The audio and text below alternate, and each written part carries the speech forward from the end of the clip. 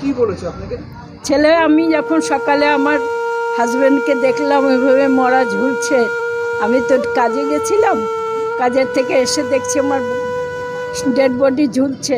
তখন আমি ছেলেকে ফোন করলাম যে বাবা, তোর বাবা তো মরে গেছে, আমি কি করি?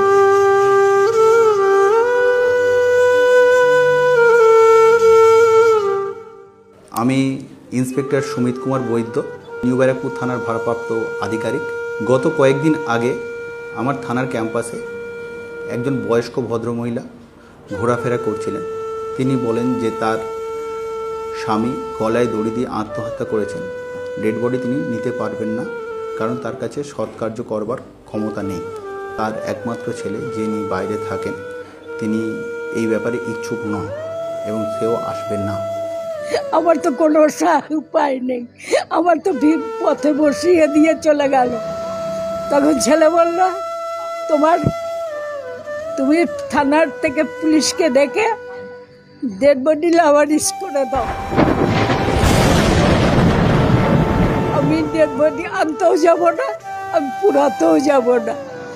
আমি তখন কি করব বলুন, আমার কোনো উপায় ছিল না। তখন এই বড়বাবুর সাহায্যে আমি আমার স্বামীর লাশ আমি পুরাতে পেরেছি। আমি আমার ব্যক্তিগত উদ্যোগে এবং আমার থানার সকল সহকর্মীরা মিলে সেই মহিলার সাথে সঙ্গ দিয়ে তার পোস্টমর্টম থেকে আরম্ভ করে সৎকার্য, সমস্ত কিছু, শ্মশান কাজ এবং তার পারলৌকিক সমস্ত কাজকর্মের দায়িত্ব আমরা পুলিশের পক্ষ থেকে নিয়ে আমরা সমস্ত কাজ সম্পন্ন করাই।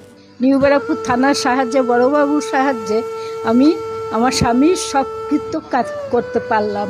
তার জন্য আমি সারা জীবন ওনার কাছে কৃতজ্ঞ থাকব। আমার থানা এলাকার প্রত্যেকটা মানুষ, তারা প্রত্যেকে আমার পরিবারের অংশ। তাদের পাশে থাকতে পেরে আমি নিজেকে ধন্য মনে করি।